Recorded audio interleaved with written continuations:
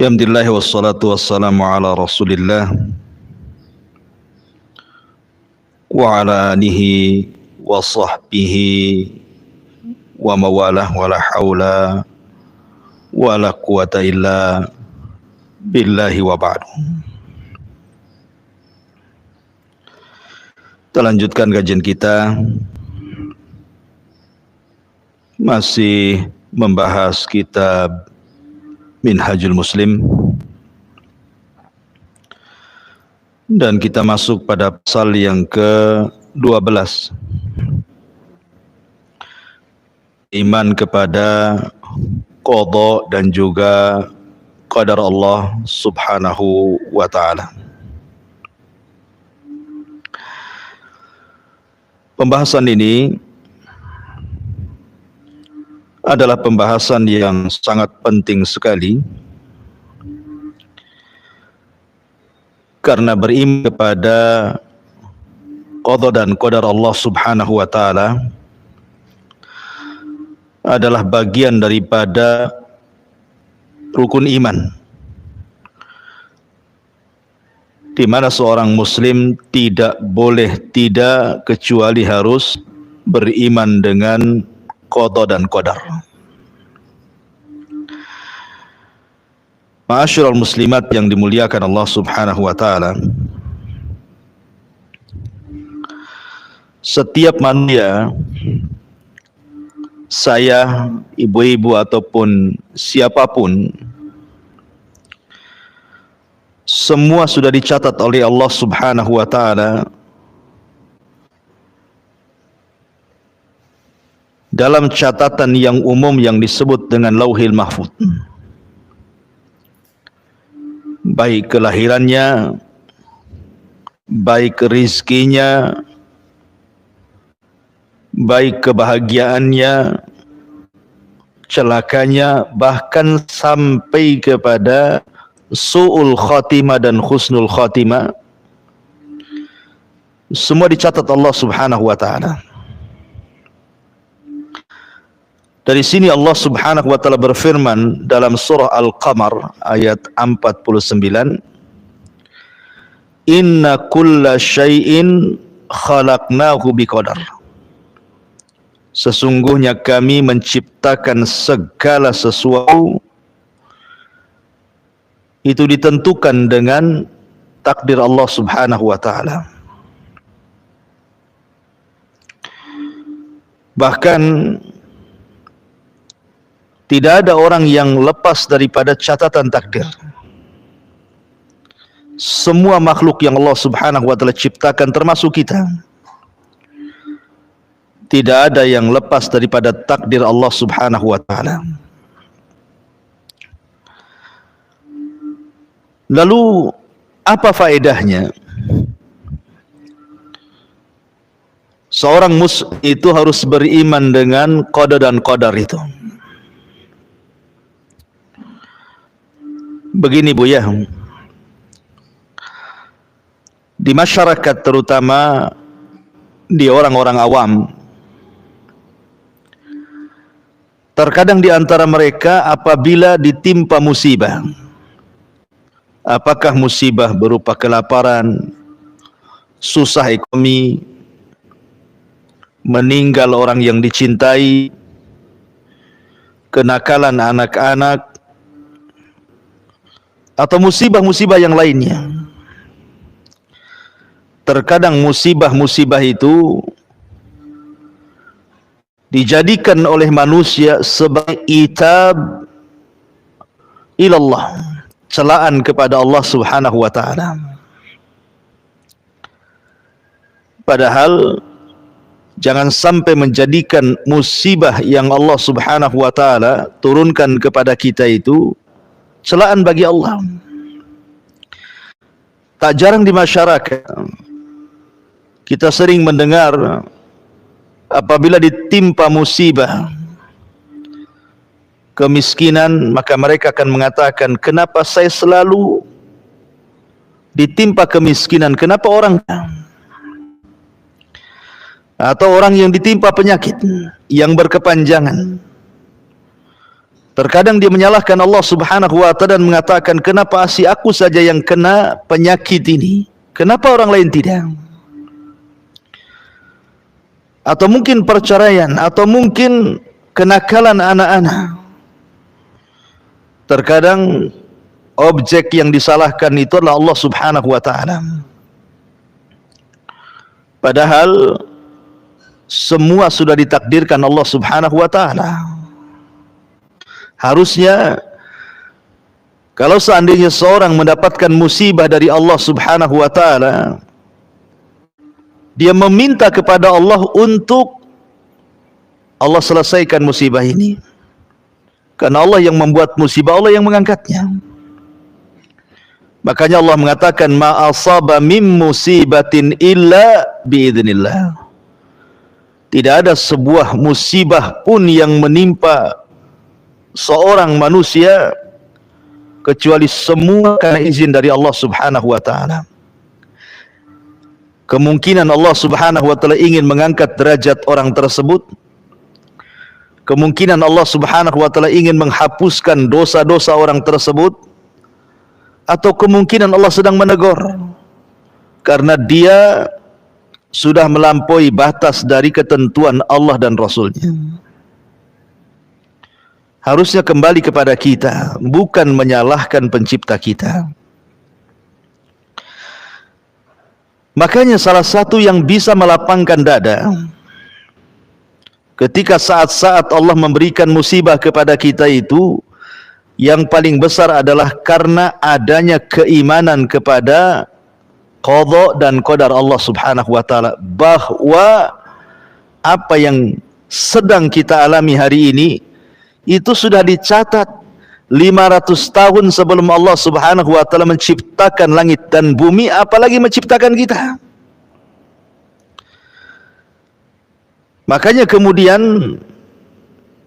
Allah Subhanahu wa ta'ala berfirman, ma asaba min musibatin fil ardi wala fi anfusikum illa fi kitabin min qabli an nabraha inna dzalika 'ala Allahi yasir. Tiada satupun bencana yang menimpa bumi dan pula yang menimpa pada dirimu, melainkan telah ditulis di dalam kitab Lauhil Mahfuz sebelum kami menciptakannya. Sesungguhnya yang demikian itu mudah bagi Allah Subhanahu wa ta'ala.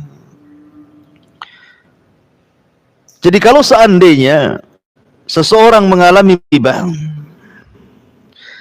maka orang yang beriman kepada qada dan qadar, maka dia tidak akan terlena dengan kesedihan. Dia tidak akan berterusan sedih terus, tidak mungkin. Ataupun ketika ditimpakan kenikmatan dari Allah Subhanahu wa ta'ala, tidak lantas kemudian dia merasa seolah-olah dia orang yang paling beruntung dan menganggap bahwa kenikmatan itu merupakan tanda sayang Allah kepadanya. Bukan itu. Maka seseorang yang beriman kepada qada dan qadar itu, hatinya akan lapang, Bu.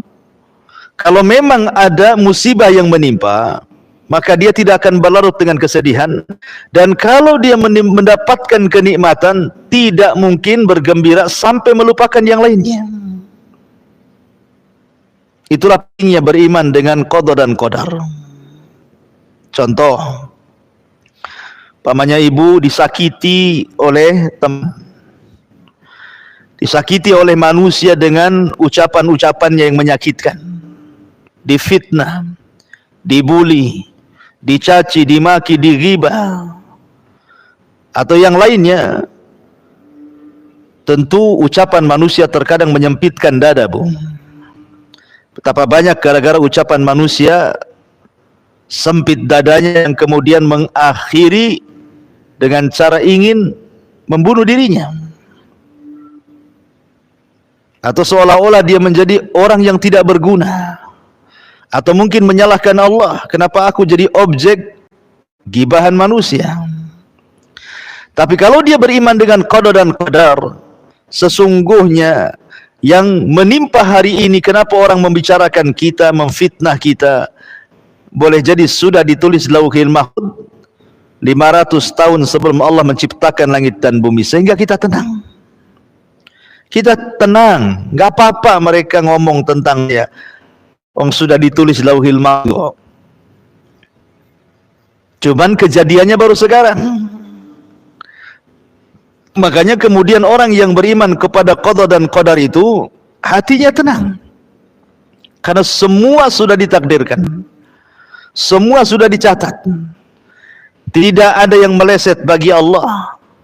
Yakini bahwa apa yang Allah kehendaki, kalaupun manusia tidak berkehendak, pasti terjadi. Apa yang dikehendaki manusia, tapi Allah tidak berkehendak, tidak mungkin terjadi. Tenang, lapang hati kita, Bu. Kalau itu yang tertanam dalam hati kita. Satu dunia orang hendak menyakiti kita, memfitnah kita, membuli kita, silahkan. Kalau memang ditakdirkan oleh Allah Subhanahu wa ta'ala, tidak akan terjadi apapun, ibu pasti selamat. Mau difitnah apapun, kalau Allah tidak berkehendak, ibu celaka, tidak mungkin celaka. Tapi sebaliknya, kalau manusia berkehendak agar ibu tidak celaka, tapi Allah berkehendak ibu celaka, pasti celaka. Jadi beriman kepada takdir itu luar biasa faedahnya. Supaya orang yang bersedih jangan berlarut, orang yang bahagia jangan melampau. Karena semua takdir dari Allah Subhanahu wa ta'ala. Apa masalahnya? Semua sudah ditakdirkan Allah.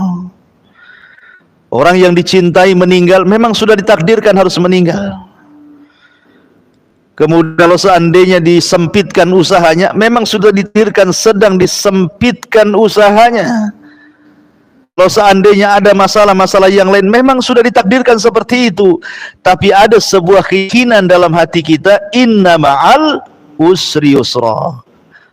Setiap kesulitan itu pasti akan datang kemudahan. Yakin dengan takdir. Karena orang kalau tidak yakin takdir, ya tadi akhirnya dia menyalahkan Allah, menyalahkan nasibnya, menyalahkan dirinya, seolah-olah dia tidak berguna hidupnya, dan begitu seterusnya. Akhirnya putus asa, setelah putus asa tak jarang mengakhiri dirinya, naudzubillah. Ma'asyiral muslimat yang dimuliakan Allah Subhanahu wa ta'ala, semua sudah dicatat oleh Allah Subhanahu wa ta'ala. Bara bin Malik radhiyallahu anhu dalam peperangan yang disebut dengan Hadiqatul Maut, kebun kematian, saat peristiwa penyerbuan pasukan Abu Bakar Siddiq radhiyallahu an melawan Musailamah al-Kadzab di sebuah kebun kematian, di mana tentara Musailamah al-Kadzab bersembunyi di kebun, dan kebun itu dibenteng dengan sangat kokoh, tidak bisa ditumbangkan benteng itu. Akhirnya Bara ibn Malik manjat ke atas benteng.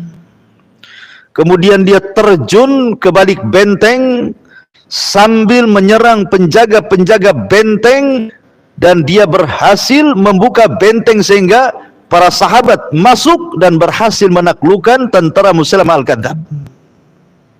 Tapi Bara bin Malik tidak meninggal. Padahal secara logika, Bu, benteng itu dijaga pasukan banyak.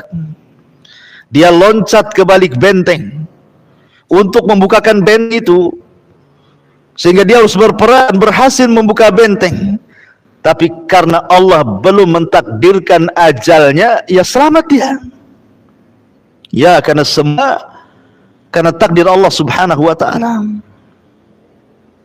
Khalid ibn Walid dalam pembaringannya saat sakit menuju kematiannya, dia mengatakan di hadapan teman-temannya, demi Allah tidak ada sekujur badanku dari kepala sampai kaki melainkan ada bekas panah, bekas tombak, bekas pedang, dan bekas senjata-senjata yang menusuk badanku. Kata Khalid, tapi sekarang aku akan mati dalam pembaringan. kenapa aku tidak mati di medan perang? Harusnya Khalid itu mati syahid di peperangan. Karena tidak ada sekujur badan kecuali ada bekas sayatan pedang, bekas tusukan tombak, ataupun panah, atau senjata-senjata perang. Tapi Allah tidak takdirkan dia mati dalam peperangan. Justru Khalid ibn Walid meninggal dalam pembaringan. Takdir tidak lepas dari takdir Allah subhanahu wa ta'ala. Ma'asyiral muslimin yang dimuliakan, muslimat yang dimuliakan Allah subhanahu wa ta'ala, Umar bin Khattab radhiyallahu an, ketika menjelang ajalnya, atau dia menghendaki ajalnya, dia menghendaki kalau seandainya ajalnya itu ingin di atas kesyahidan dan meninggal di tempat yang di tempatnya situ tempat hijrah Nabi. Jadi berdoa setiap hari, ya Allah, wafatkan aku dengan mati syahid di tempat hijrah Nabi. Itulah doanya Umar bin Khattab radhiyallahu anhu. Logika bu, di zaman Umar bin Khattab kekuasaan kaum muslimin itu sampai ke daratan Persia, bahkan menguasai sebagian Romawi. Kekuatan Islam luar biasa di zaman Umar bin Khattab radhiyallahu anhu, di atas keemasan. Siapa yang berani menyerang ibu kota sehingga terjadi pertempuran, kemudian Umar mati dalam pertempuran itu? Enggak ada yang berani menyerang kota Madinah. Tapi Umar yakin kalau sudah takdir Allah subhanahu wa ta'ala, tidak mustahil dia meminta kepada Allah untuk mati syahid di kota Madinah, tempat hijrah Nabi SAW. Yakin dengan takdir. Akhirnya suatu ketika Mughirah bin Syu'bah datang dari Persia membawa budak yang bernama Abu Lu'lu al-Majusi, meminta izin agar dia diperbolehkan tinggal di Madinah. Orang Majusi, orang kafir. Umar tidak mengizinkannya karena tidak boleh ada orang kafir di kota Madinah. Yahudi saja diusir di zaman Nabi. Tapi karena terus mengeluh, akhirnya Umar pun mengizinkan Mughirah bin Syu'bah memasukkan budaknya untuk bekerja padanya di pandai besi.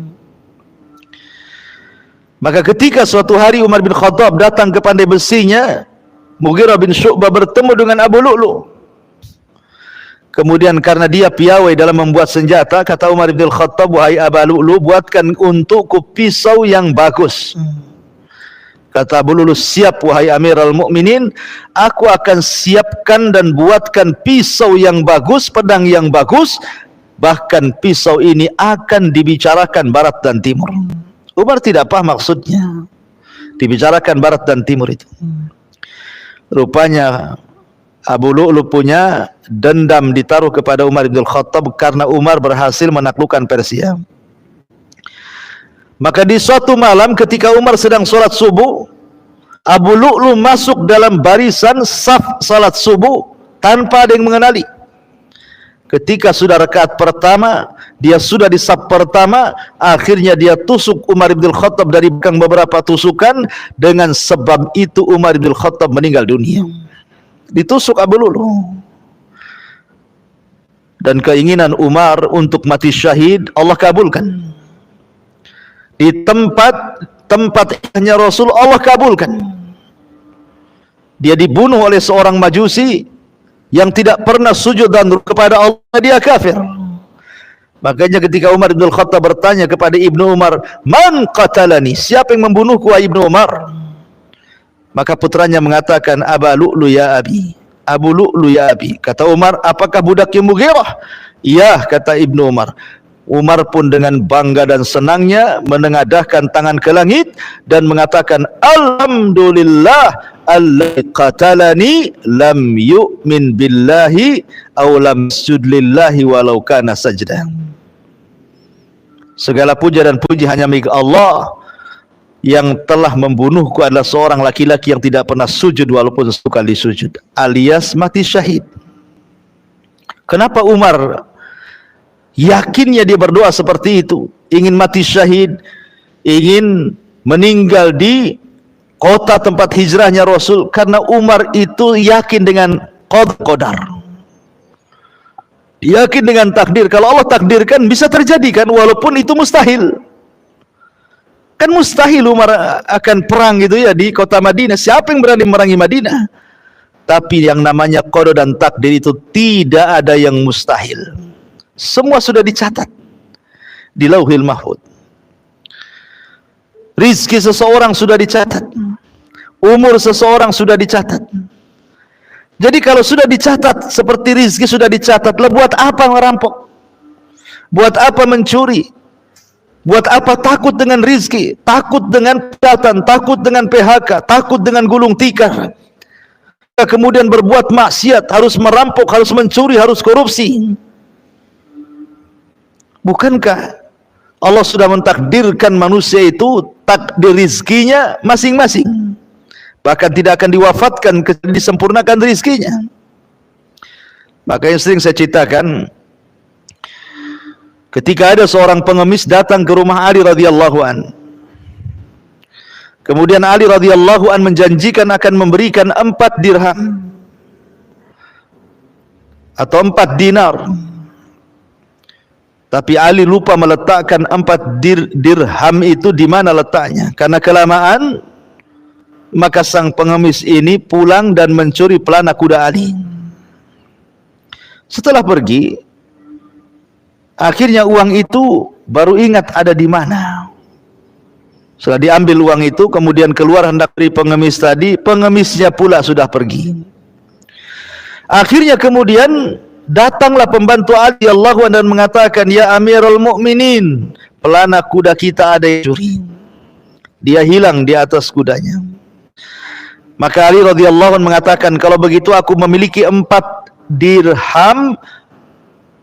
Kau ke pasar, belilah pelana baru." Akhirnya kemudian pembantunya Ali pun berangkat untuk mencari pelana baru dan membeli di pasar dengan uang 4 dirham itu, atau 4 dirham itu. Dapatlah ada orang yang menjual pelana. Rupanya yang menjual pelana itu adalah pencuri tadi, karena memang pencuri ini tidak mau pelana, dia mau uang, makanya dijual. Rupanya ketika dia menjual pelana, ketemu pula dengan pembantunya Ali dan tidak tahu kalau itu pelana kudanya Ali yang dicuri. Setelah tawar-menawar, jatuhnya 4 dirham. Pulanglah pembantu Ali ini dan memberitahu Amirul Mukminin bahwa sudah membeli pelana. Tiba-tiba Ali radhiyallahu an ketika melihat pelana itu, dia mengatakan, "Bukankah ini kita yang hilang? Siapa yang mencurinya? Dari mana kau membelinya? Bagaimana sifat-sifatnya?" Maka kemudian khadimnya Ali mengatakan, "Saya beli di orang yang sifat-sifatnya seperti ini, seperti itu." Kata Ali radhiyallahu an, "Allahu Akbar, Allahu Akbar Ali. Sungguh dia telah bersegera dalam kemaksiatan. Kalau dia mau sabar, tentu dia mendapatkan 4 dirham dengan cara yang halal. Tapi karena dia tidak sabar, dia pun mendapatkan uang 4 dirham dengan cara yang berdosa. Sama-sama 4 dirham. Kalau dia mau sabar, Ali akan memberikan secara tulus. Tapi karena dia tidak sabar, dia mencuri. Kemudian dia pun sama dapat uang yang akan diberikan Ali radhiyallahu an, sama-sama 4 dirham. Jadi kalau memang rizki Allah itu 4 dirham, mau cari dengan cara halal, mau cari dengan cara haram, pun segitu, karena sudah ditetapkan rizki atas Lauhil Mahfuz. Kenapa harus tergesa-gesa mencari yang haram? Kenapa tidak yang halal? Kenapa tergesa-gesa harus maksiat? Kenapa tidak mencari yang taat? Bukankah hasilnya juga sama? Itu karena tidak yakin dengan qada dan qadar subhanahu wa ta'ala. Orang yang merampok, orang yang mencuri, orang yang berbuat jahat itu karena tidak paham dengan qada dan qadar Allah subhanahu wa ta'ala. Tidak tenang hatinya. Makanya dia berusaha untuk melakukan maksiat karena dalam benaknya dia tidak yakin dengan takdir Allah Subhanahu wa taala. Ma'asyiral muslimat yang dimuliakan Allah Subhanahu wa taala. Perhatikan, kalau kita cerita iman dengan qada dan Allah Azza wa Jalla, maka beriman kepada qada dan qadar itu mencakup 4 perkara. Beriman kepada qada dan qadar itu mencakup 4 perkara.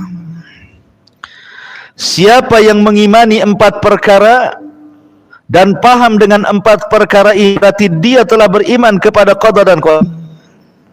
Siapa yang mengingkari 1 dari 4 perkara ini, maka dia telah mengingkari qada dan qadar Allah Subhanahu wa taala. Apa saja 4 perkara ini? Yang pertama, al-ilmu. Ilmu. Beriman bahwa Allah Subhanahu wa taala alim, memiliki pengetahuan segala sesuatu makhluk yang diciptakannya, baik secara global ataupun secara perinci.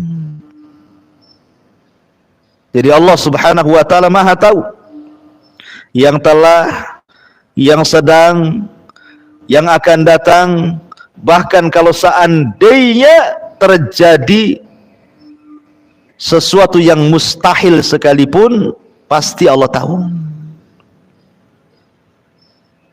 Itulah pengetahuan Allah Subhanahu wa taala. Allah Maha tahu.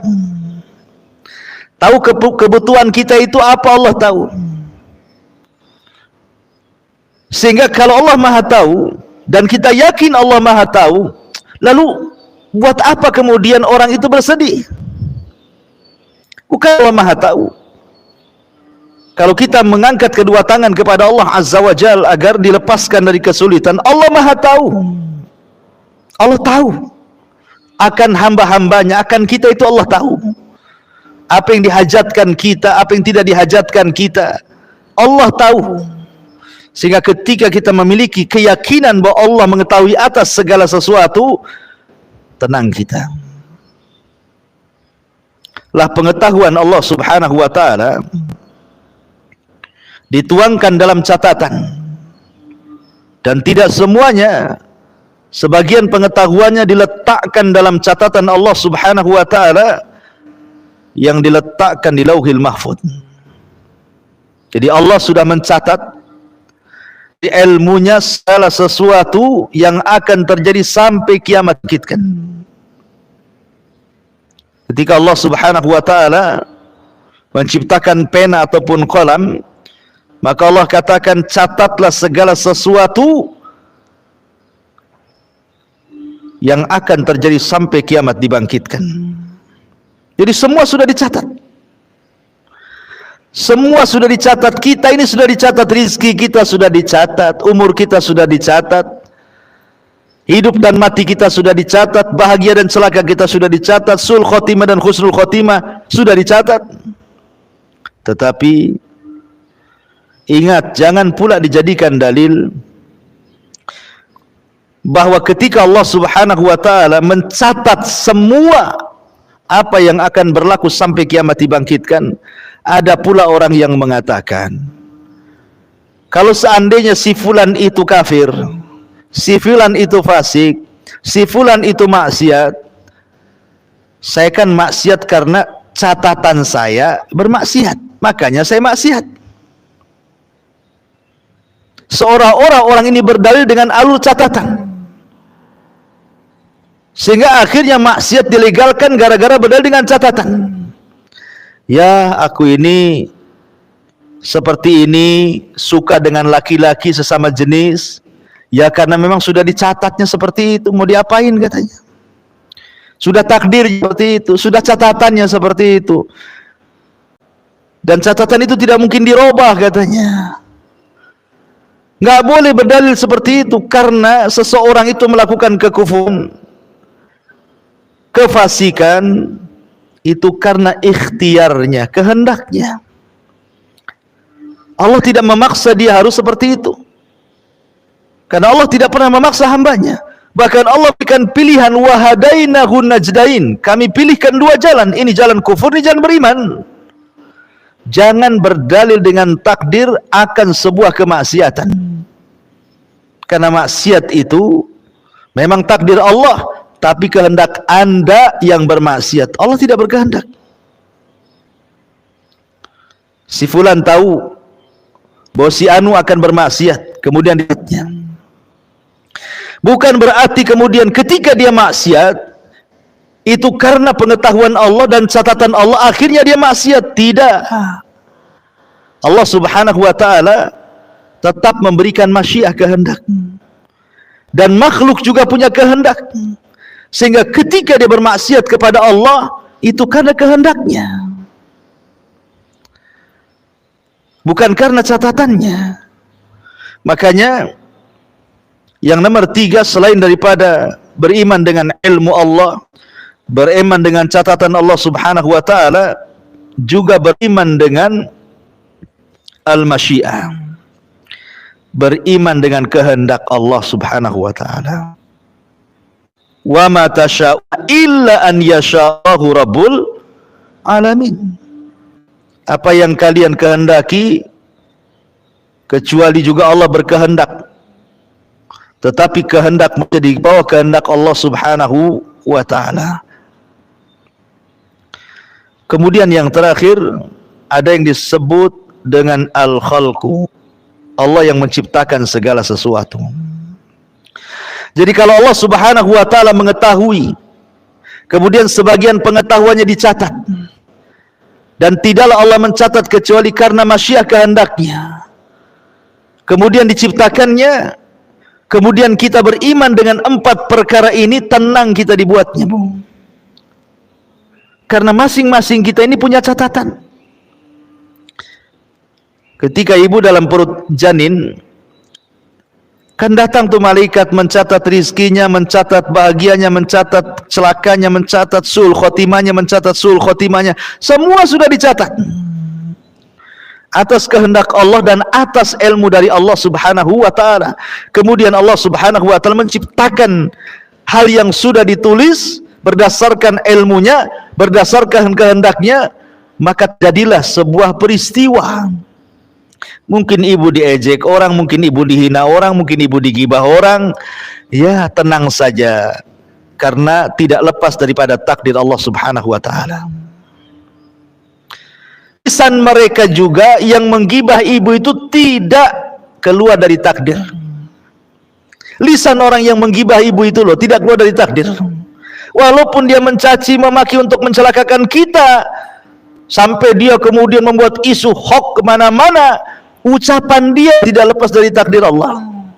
Walaupun dia ngompor sana, ngompor sini supaya ibu celaka, ibu dibenci, loh, kalau Allah tidak berkehendak nggak akan terjadi. Capek saja dia ngomong ember ke sana kemari.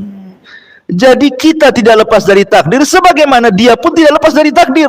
Lah ketika itulah tenang kita, karena semua tidak lepas dari takdir masalahnya. Jadi apapun yang dikeluarkan dari lisan orang yang menyakiti kita tidak keluar dari takdir Allah subhanahu wa ta'ala. Ma'asyiral muslimat yang dimuliakan Allah subhanahu wa ta'ala, maka penting sekali beriman dengan qada dan qadar Allah subhanahu wa ta'ala, karena semua sudah dicatat dalam takdirnya. Ada yang disebut dengan takdir am, takdir umum, dan itu semua ditulis lauhil mahfud. Kita ada di situ, Abu Bakar ada di situ, Nabi ada di situ, semua ada di situ. Itu takdir am namanya, takdir umum. Tapi kita punya takdir khusus yang disebut dengan takdir al-umri. Ketika kita berada di perut ibu kita 4 bulan, maka datang malaikat, kemudian yu'mar bi arba'i kalimat, diperintahkan untuk mencatat 4 perkara. Bikatbi rizkihi, rizkinya, wa ajalihi, ajalnya, wa amalihi, amalannya, wa syakiyin au sa'idin, celaka dan bahagianya, sul khotimah dan husnul khotimahnya, semua sudah dicatat. Jadi ada catatan khusus, hanya kita saja yang dicatat dari mulai lahir sampai mati. Ada catatan umum, kita bergabung dengan Umar, Abu Bakar, Utsman, Ali dan sahabat-sahabat dan juga para mazhab Syafi'i, Ahmad dan semua manusia dikumpulkan dalam satu catatan umum namanya. Tapi ada catatan khusus. Catatan kita saja. Lah catatan umum itulah yang nanti kita akan dipermalukan di hadapan manusia di padang mahsyar. Karena kita akan digabungkan dengan orang-orang baik, digabungkan dengan para nabi, digabungkan dengan para sahabat, digabungkan dengan para tabi'in, digabungkan dengan para tabi'in, digabungkan dengan para madzhabul arba, digabungkan dengan para orang-orang saleh, para siddiqun dan begitu seterusnya. Nanti akan terjadi pembahasan catatan umum itu. Baru kita sadar, duhai kiranya apalah aku dibandingkan Abu Bakar, dibandingkan Umar. Gak ada apa-apanya. Itu catatan umum. Malu kita dibuatnya di hadapan manusia. Tapi ada catatan khusus yang Allah Subhanahu wa taala mengatakan, "Iqra kitabak." Baca catatanmu. Baca catatanmu. Kalau dia mengambil dengan tangan kanannya, dengan bangganya dia mengatakan, "Ha umuqra'u kitabiyah." Oh, dengan bangganya dia mengatakan, baca-baca ini catatanku nih. Semua baik. Tapi bagi yang mengambil dengan tangan kiri atau di belakang punggungnya, dia benci untuk mengambil karena dia tahu isi. Nah, itu namanya takdir umri. Ada takdir sanawi yang diturunkan setiap malam Lailatul Qadar. Setahun yang akan datang dari malam Lailatul Qadar itu diperbaharui lagi takdirnya.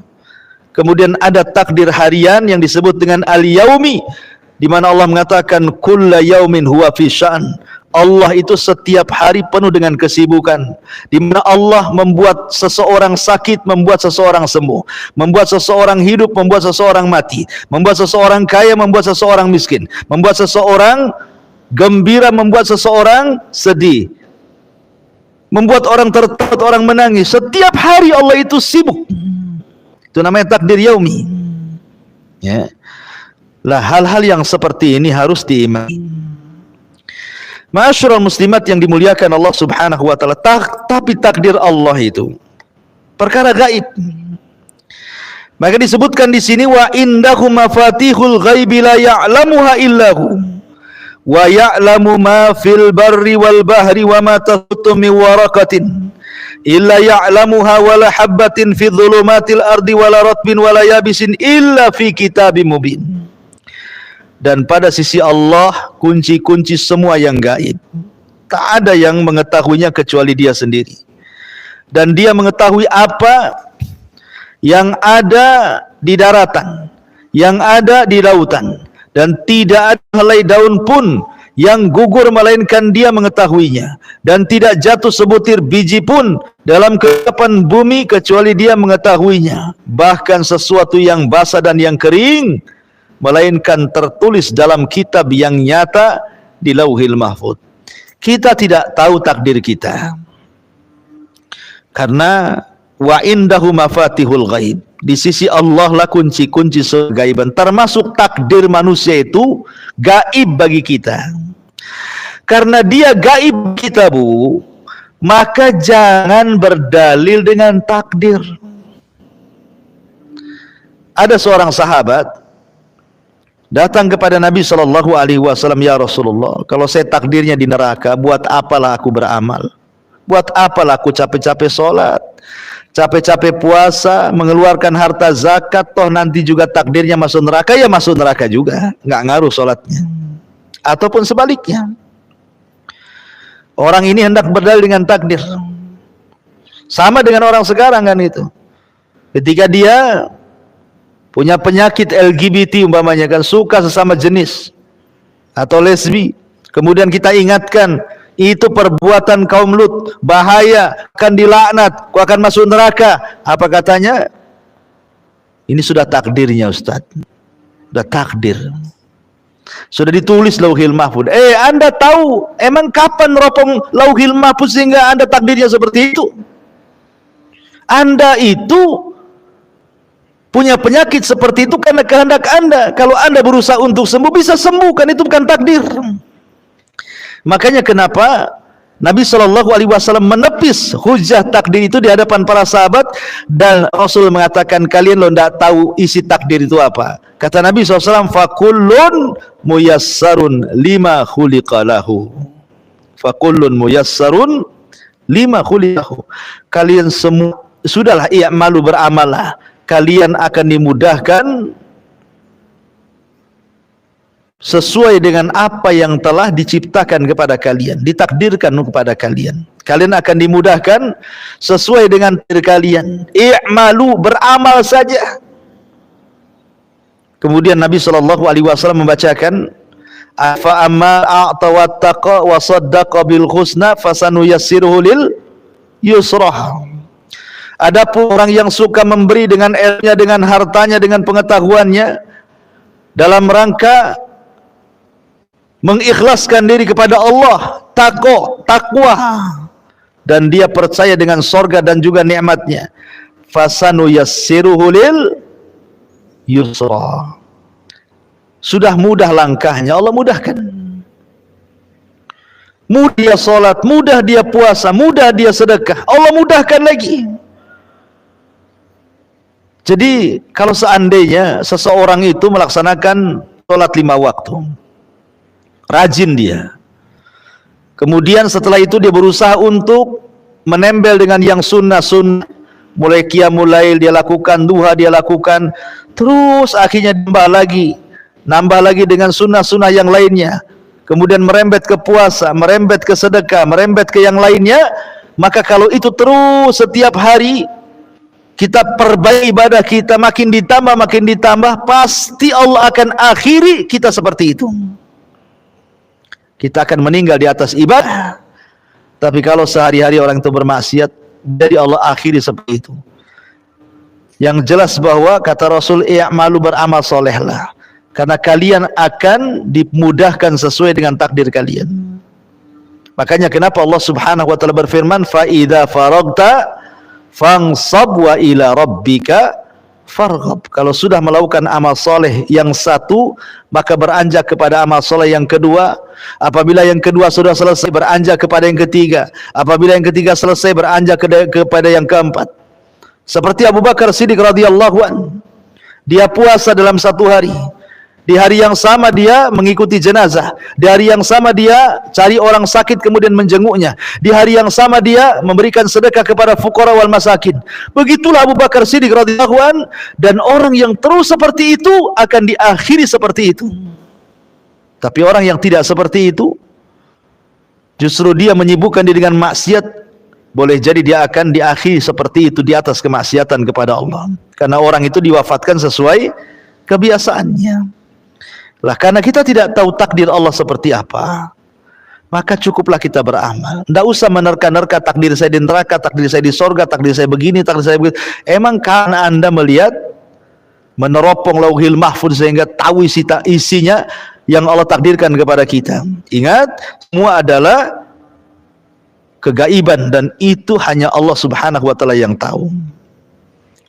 Ma'asyiral muslimat yang dimuliakan Allah Subhanahu wa taala, dalam sebuah hadis di sini Nabi SAW bersabda, inna ahadakum yujma'u khalquhu fi batni ummihi arba'ina yawman nutfatan thumma yakunu 'alaqatan mithla dhalik thumma yakunu mudghatan mithla dhalik thumma yursalul malaku fayanfukhu fihi ruha wa yu'maru bi arba'i kalimat bi katbi rizqihi wa ajalihi wa amalihi wa syaqiyyun aw sa'idun fawalladzi la ilaha illa ghairuh inna ahadakum la ya'malu bi amali ahlil jannah hatta ma yakunu bainahu wa bainaha ila dhira' fayasbiqu alaihi alkitab fayamalu bi amali ahli nar fayadkhuluha wa inna ahadakum la ya'malu bi amali ahli nar hatta ma yakunu bainahu wa bainaha illa dhira' fayasbiqu alaihi alkitab fayamalu bi amali ahli jannah fayadkhuluha. Sesungguhnya kata Rasul, setiap kamu dikumpulkan penciptaannya dalam perut ibumu selama 40 hari dalam kondisi segumpal sperma, kemudian menjadi segumpal darah, selama 40 hari berikutnya, kemudian menjadi segumpal daging selama 40 hari berikutnya, artinya genap 4 bulan. Kemudian diutuslah kepadanya seorang malaikat untuk meniupkan ruh padanya, dan ia diperintahkan untuk mencatat 4 perkara, mencatat rizkinya, mencatat ajalnya, mencatat amalnya, dan mencatat bahagia dan celakanya. Kemudian Rasul mengatakan, demi zat yang tiada Tuhan yang berhak disembah kecuali Dia, sungguh ada kalanya seseorang darimu benar-benar mengamalkan amalan ahli sorga, sehingga ketika jarak antara dia dengan sorga tinggal 1 hasta, namun takdirnya telah mendahuluinya, lalu dia beramal dengan amalan ahli neraka sehingga dia masuk ke dalam neraka. Dan ada seseorang di antara kamu yang mengamalkan amalan penduduk neraka, namun ketika jarak antara dia dengan neraka tinggal 1 hasta, takdirnya pun telah mendahuluinya, maka dari itu pun dia amalkan amalan ahli sorga sehingga dia Allah masukkan dia ke dalam sorga. Lihat, semua sudah dicatat dan semua sudah ditakdirkan Allah Subhanahu wa taala. Ada yang dohirnya, Bu, dohirnya ahli solat, ahli puasa, ahli ngaji, ahli haji, dohirnya. Tetapi batinnya kan tidak tahu, Bu. Rupanya dia mengamalkan amalan itu karena riya, karena ingin dilihat orang, dipuji orang. Padahal kalau seandainya dia mengamalkan karena Allah, tentu jarak dia dengan sorga itu tinggal 1 hasta. Tapi karena amalan yang ia lakukan itu dalam rangka riya, akhirnya yang tinggal 1 hasta itu tidak menjadikan dia masuk sorga, justru dia masuk neraka. Tapi ada juga yang dohirnya, ya amalannya kurang. Terkadang mungkin dia ada maksiat, tapi dia punya amalan yang kita tidak tahu. Hanya dia dengan Allah yang tahu.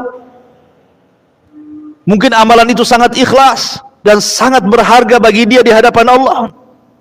Rupanya yang kita anggap dia biasa-biasa saja, terkadang maksiat, dimasukkan pula ke dalam sorga, padahal maksiat dia itu sudah mendekatkan dia tinggal 1 hasta ke neraka. Kita tidak tahu, semua takdir Allah Subhanahu wa taala. Kita tidak bisa memponis, kita tidak boleh menjustis, kita tidak boleh menuduh si fulan ahlul jannah, si fulan ahlun nar dalam kondisi orang masih hidup, karena kita tidak tahu akhir kehidupan manusia. Ma'asyiral muslimat yang dimuliakan Allah Subhanahu wa taala, makanya manusia itu, Bu, saat detik-detik wafat, kenapa manusia itu bisa su'ul khotimah, Bu? Orang yang detik-detik wafat, kenapa sih orang itu ada yang sampai su'ul khotimah? Kata Siddiq Hasan Khan rahimahullahu ta'ala mengatakan, karena ada 2 perkara kenapa orang itu jadi su'ul khotimah. Perkara yang pertama, karena dikuasakan kepada orang tersebut ajaran sesat. Boleh jadi ketika di dunia dia mempelajari filsafat sesat, mengotak-ngatik Allah, mengotak-ngatik zat Allah sampai bingung, sehingga ketika sakaratul maut dia bingung dengan Tuhannya, karena semasa hidupnya suka mengutak-ngatik Tuhannya itu. Atau yang kedua, terkalahkan dunianya, karena ketika masa hidup dia sibuk dengan dunia, sibuk dengan pekerjaan, sibuk dengan usaha, sibuk dengan bisnis. Ketika sakaratul maut, yang diwasiatkan kepada anak-anaknya, nak, kalau ibumu mati, ayahmu mati, jaga tuh perusahaan yang sebelah sana. Nah, kalau seandainya ibumu sehat, tidak jadi mati, bapakmu sehat, tidak jadi mati, kita jalan-jalan ke Singapura, kita jalan-jalan ke Australia, kita jalan-jalan ke mana? Harusnya dia ngomong, nak, kalau seandainya kita sehat, yuk kita haji, yuk kita umrah, yuk kita sedekah. Harusnya kan begitu. Tapi karena terkalahkan dengan dunianya, akhirnya itu yang diucapkannya. Jalan-jalan ke negeri kafir. Ya, akhirnya diwafatkan dengan angan-angan seperti itu, su'ul khotimah itu dia. Makanya Rasul mengatakan, i'malu fakullun muyassarun lima khuliqa. Sudah, banyak beramal solehlah, supaya jangan diakhiri dengan su'ul khotimah. Kemudian hadis yang kedua yang dicantumkan mu'alif rahimahullahu ta'ala, hadis Ibnu Abbas radhiyallahu anhu. Suatu ketika Abdullah ibn Abbas ini berboncengan dengan Nabi SAW, kemudian Rasul menasihati Abdullah ibn Abbas, ya gulam, inni uallimuka kalimatin ihfadillah yahfadka, ihfadillah tajidhu tujahak, idza sa'alta fas'alillah wa idza sta'anta fasta'in billah, wa'lam annal ummata law istama'at ala an yanfa'uka bi syai'in lam yanfa'uka illa bi syai'in qad katabahu Allahu lak, walau istama'u ala an yadurruka bi syai'in lam yadurruka illa bi syai'in qad katabahu Allahu 'alaik, rufi'atil aqlam wa jaffatis suhuf. Hai anakku, kata Rasul, sesungguhnya aku akan mengajarkan kepadamu beberapa kalimat. Jagalah perintah Allah, jagalah larangan Allah, niscaya Dia memeliharamu. Kemudian jagalah Allah, niscaya engkau akan mendapatkannya di hadapanmu. Apabila engkau memohon, mohonlah kepada Allah. Apabila meminta pertolongan, mintalah pertolongan kepada Allah. Perhatikan syahidnya. Dan ketahuilah, sekiranya umat ini bersatu untuk memberikan manfaat kepadamu dengan sesuatu, niscaya mereka tidak akan dapat memberikan kecuali sesuatu yang telah Allah tetapkan untukmu. Dan sekiranya mereka bersatu untuk mendatangkan kemadaratan terhadap kamu, maka mereka tidak akan dapat menimpakan kemadaratan terhadapmu kecuali dengan sesuatu yang telah Allah tetapkan atasmu. Pena telah diangkat, lembaran-lembaran telah kering. Artinya bahwa di sini ada kelapangan dada bagi kita, Bu, ya. Makanya ketika kita menyebut tentang bagaimana cara melapangkan dada yang sempit, beriman dengan takdir. Dalilnya di sini. Seandainya satu manusia menyakiti ibu, yang menyakiti ibu itu loh tidak lepas daripada takdir Allah. Mereka tidak lepas dari takdir Allah. Kalau kata takdir Allah, 1 juta manusia menyakiti ibu tidak akan terjadi, tidak akan memadaratkan ibu, tidak akan terjadi. Tapi 1 orang yang mungkin dianggap remeh, dianggap tiada berharga, tiba-tiba kemudian dia memadaratkan kita, dan Allah berkehendak sudah dicatat gara-gara dia terjadi madarat, pasti terjadi. Ya. Makanya sekali lagi bahwa beriman dengan qada dan qadar itu bisa melapangkan dada yang sempit, bisa melapangkan dada yang sedang dirundung dengan kesedihan. Ma'asyiral muslimat yang dimuliakan Allah Subhanahu wa taala, dari sini pentingnya kita beriman dengan takdir Allah Subhanahu wa taala. Adam dengan Musa itu pernah berdebat, Bu. Perdebatannya adalah ketika Nabi Musa mengatakan kepada Adam, wahai Adam, anta abuna, engkau kan bapak kami. Gara-gara engkau memakan buah larangan, akhrajtana minal jannah. Kaulah yang menjadikan kami semua akhirnya mengikuti dirimu keluar dari sorga. Coba kamu tidak makan buah larangan, tentu kami akan tinggal di sorga, kata Musa. Kami sudah enak, tidak perlulah letih lagi di dunia. Gara-gara engkau akhirnya kami juga terkena imbasnya, diusir pula di dunia. Musa menyalahkan Adam dengan takdir. Maka Adam pun membantah Nabi Musa dengan takdir. Kata Adam, wahai Musa, engkau kan kalimur rahman, Nabi yang banyak bicara dengan Allah. Fala talumuni, jangan kau cela aku. Saya ingin tanya kepadamu, adakah dalam kitab Tauratmu bahwa Adam akan maksiat kemudian akan terusir dari sorga? Ada enggak dalam kitab Tauratmu kalimat seperti itu? Maka Musa mengatakan ada. Kata Adam, kalau gitu jangan kau cela aku, celalah Tauratmu. Karena Tauratmu lebih dulu dicatat oleh Allah Subhanahu wa taala daripada Allah menciptakan diriku.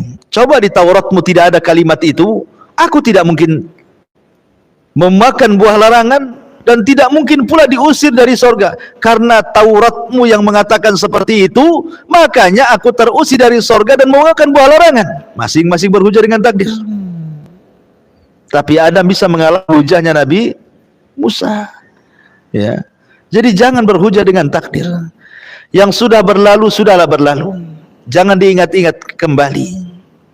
Itu semua tidak lepas dari takdir Allah Subhanahu wa taala. Nah, sekarang ini hadapi masa depan. Yang sekarang, yang lalu ya sudahlah berlalu. Ma'asyiral muslimat yang dimuliakan Allah Subhanahu wa taala, sehingga seseorang itu dilarang berhujah dengan takdir. Karena orang itu berbuat sesuai kehendak kita. Walaupun kehendak kita tetap dibawa ke Allah Subhanahu wa taala. Wallahu a'lam. Ini diantara pembahasan beriman dengan takdir. Mungkin bisa baca sendiri Bu ya, karena kalau kita terangkan satu persatu juga butuh waktu yang panjang. Silahkan kalau ada yang mau bertanya. Oke.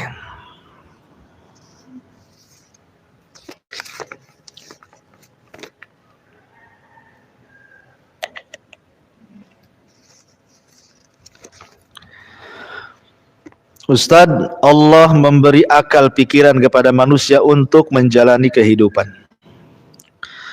Apakah setiap keputusan yang kita ambil dalam hidup ini akhirnya menjadi takdir kita? Apa takdir bisa diubah dengan doa? Iya, alhamdulillah. Ada hadis yang mengatakan la yaruddul qada illa doa. Tidak ada yang bisa merubah ketentuan Allah kecuali dengan doa. Tapi doa yang merubah ketentuan itu bukan yang di Lauhil Mahfuz, tapi ketentuan yang di tangan malaikat. Yang di tangan malaikat bisa berubah. Umpamanya ketika Lailatul Qadar, setahun yang akan datang dicatat malaikat, usianya orang ini tinggal 5 tahun lagi, atau 2 tahun lagi, atau 1 tahun lagi. Kemudian karena banyak berdoa minta dipanjangkan usia, akhirnya kemudian tidak jadi dan Allah tambah usianya. Jadi catatan yang berubah itu catatan yang dipegang para malaikat, bukan catatan umum yang ada di Lauhil Mahfuz. Lalu apakah setiap keputusan yang kita ambil dalam hidup ini akhirnya menjadi takdir kita? Begini Bu ya, Allah Subhanahu wa taala sudah membuat 2 jalan. Satu jalan hidayah, satu jalan kesesatan. Satu jalan maksiat, satu jalan ketaatan. Wa hadainahun najdain.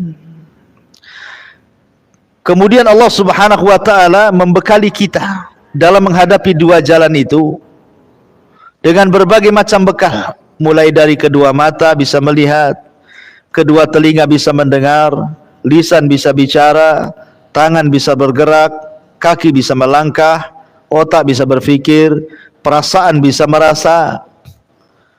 Kemudian Allah Subhanahu wa taala berikan kehendak untuk memilih. Untuk memilih. Kalau seandainya dia memilih jalan ke neraka, jangan salahkan catatan. Mungkin catatan saya sudah jadi neraka. Tidak, Anda memilih dengan kehendak. Karena ketika kita dihadapkan antara air dan api, kita tahu mana yang panas, mana yang tidak. Tak mungkin memegang api jelas-jelas panas. Lah kita sudah tahu ini yang baik ke surga, ini yang baik ke neraka, tapi karena hawa nafsunya dia pilih yang tidak baik, akhirnya menuju jalan ke neraka. Maka setiap keputusan itu akan jadi takdir kita. Ya, ingat, setiap keputusan kita itu akan jadi takdir kita. Hati-hati ketika memberikan putusan, karena kita diberikan kehendak. Walaupun kehendak kita tetap di atas kehendak Allah. Allah menciptakan syaitan, Allah menciptakan iblis. Syaitan, iblis, atau orang-orang jahat seperti Fir'aun, Namrud dan yang semacamnya, semua ciptaan Allah Subhanahu wa taala. Tapi apakah kemudian syaitan sesat itu karena mengikuti catatan?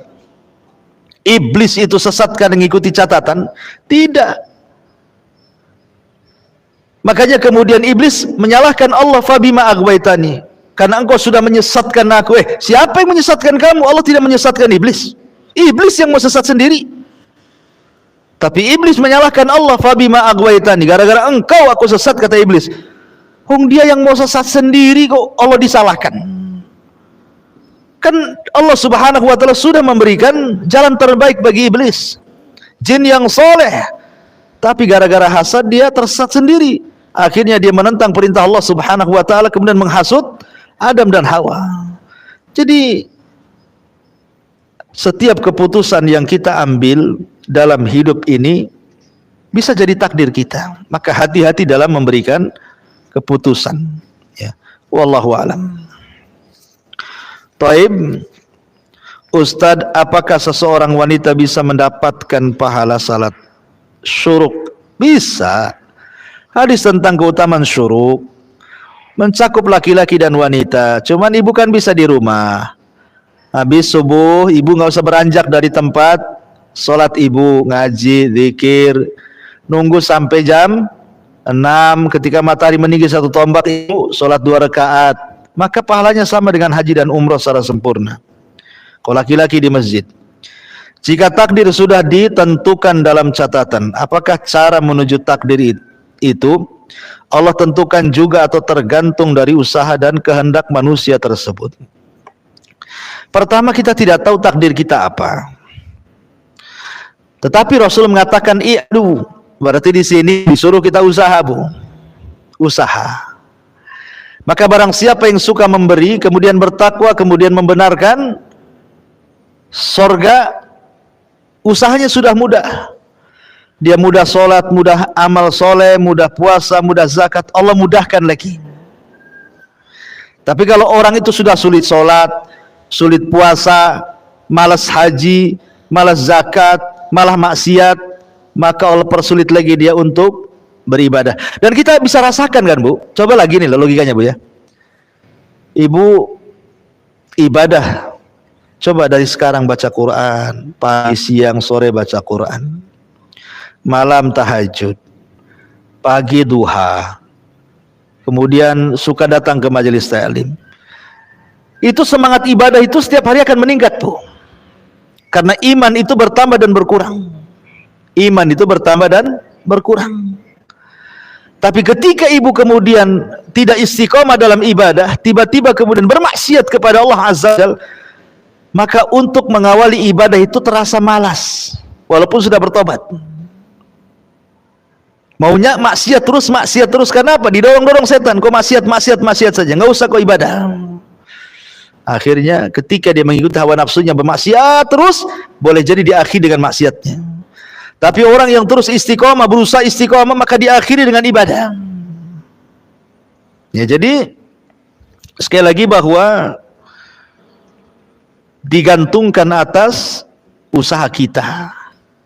Usaha kita mendekatkan diri kepada Allah Azza wa Jal dan tidak menyandarkan kepada takdir Allah Subhanahu wa taala, karena kita tidak tahu takdir kita itu apa masalahnya. Ya. Taib. Bagaimana upaya kita agar benar-benar ridha dengan takdir dari Allah yang tidak menyenangkan, tidak teringat lagi dengan orang-orang yang menyakiti, melukai, bisa melupakan dengan sikapnya. Iya, saya katakan tadi, satu, manusia berbicara itu karena takdir, dan batas caranya juga karena takdir, sehingga dia bicara pun tidak lepas dari takdir. Jadi kalau dia tidak lepas dari takdir, kenapa ibu stres? Ketika dia mencaci maki ibu itu tidak lepas dari takdir. Dan kalau Allah tidak berkehendak, maka tidak mungkin terjadi apa yang difitnahkan itu. Walaupun ibu difitnah macam-macam, ini itu, silahkan memfitnah. Kalau memang takdirnya tidak seperti itu, tidak akan terjadi kecelakaan. Yang kedua, supaya mudah hilangkan dan tidak mengingat, selain daripada yakin dengan takdir Allah Subhanahu wa taala, bahwa sebelum orang itu mengucapkan sesuatu kepada kita, Allah sudah mencatat di Lauhil Mahfuz sebelum Allah menciptakan langit dan bumi. Kemudian berusaha untuk menghindar dan menyibukkan dengan perkara-perkara yang bisa melupakan, disibukkan dengan ibadah, disibukkan dengan zikir, disibukkan dengan ya hal-hal yang positif supaya lupa, ya kan? Supaya lupa. Tapi yang jelas bahwa ucapan manusia itu tidak lepas daripada takdir. Paling tinggi ucapan manusia itu tetap masih di dalam takdir Allah Subhanahu wa taala. Jadi ibu jangan khawatir. Tidak akan mungkin terjadi apa yang difitnahkan itu kalau memang takdirnya tidak akan terjadi.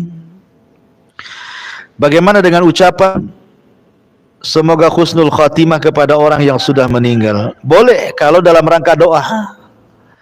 Dalam rangka doa boleh. Mudah-mudahan aku memang lihat orang itu baik semasa hidupnya. Mudah-mudahan dia diangkat derajatnya, didekatkan dengan Allah, dimudahkan hisabnya, dimasukkan ke dalam surga. Enggak apa-apa. Itu kan doa. Selama dia mati dalam kondisi beriman, kecuali mati kafir enggak boleh. Ya. Kemudian yang terakhir, bolehkah baca doa witir di luar Ramadan? Maksudnya doa kunut witir itu ya, karena di situ ada doa mohon supaya terhindar dari takdir buruk. Bolehkah baca doa witir di luar Ramadan? Maksudnya apa ini kunut witir ya? Ya, bolehlah. Kalau memang witir itu kan bisa dilakukan di luar Ramadan, bisa dilakukan di dalam Ramadan. Kenapa disebut apa namanya? Kalau witir di bulan Ramadan itu disebut taraweh. Kan ada 3 istilah Bu yang ibu harus pahami ya. Qiyamul lail, tahajud, tarawih. Gitu ya. Itu 3 istilah. Kalau ibu sholat malam setelah Isya, itu disebut qiyamul lail. Kalau di luar Ramadan. Jadi kalau ibu habis sholat Isya karena takut bisa bangun Bu ya, langsung aja ibu sholat malam 11 rakaat. Ya kan? 2 baru 1 gitu ya. Tapi kalau ibu ingin tidur dulu, baru kemudian qiyamul lailnya setelah tidur, itu disebut tahajud namanya. Disebut tahajud. Kalau qiyamul lail salat malam setelah tidur, ibu bangun sepertiga malam akhir, disebut tahajud. Tapi kalau di bulan Ramadan, orang qiyamul lail setelah Isya disebut tarawih. Nah, itu ya Bu ya. Itu namanya istilah-istilah yang disebutkan para ulama. Jadi boleh seseorang membaca doa witir di luar Ramadan, tidak ada masalah. Kemudian pertanyaan selanjutnya, Ustadz, jodoh itu pilihan atau takdir? Ya, jodoh itu takdir. Tetapi kita harus memilih. Ya. Jangan kemudian kita menyandarkan kepada takdir, di rumah saja nunggu datang ada orang melamar. Sampai kiamat nggak ada yang orang melamar. Jadi kita tidak boleh tawakal tanpa ada akhdhu bil asbab, mencari sebab. Jadi dua-duanya takdir. Ya. Jodoh itu pilihan atau takdir? Ya takdir.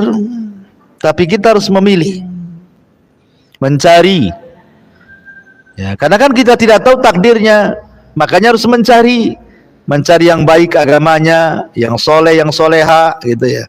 Mudah-mudahan dia takdir kita. Bukan pilihan, semua takdir kan, jodoh, mati, rizki, itu semua sudah ditakdirkan Allah Subhanahu wa ta'ala.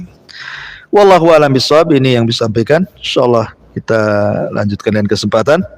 Mudah-mudahan ada manfaatnya. Subhanaka bihamdika, asyhadu an la ilaha illa anta astaghfiruka wa atubu ilaik. Allah ta'ala. Assalamualaikum warahmatullahi wabarakatuh.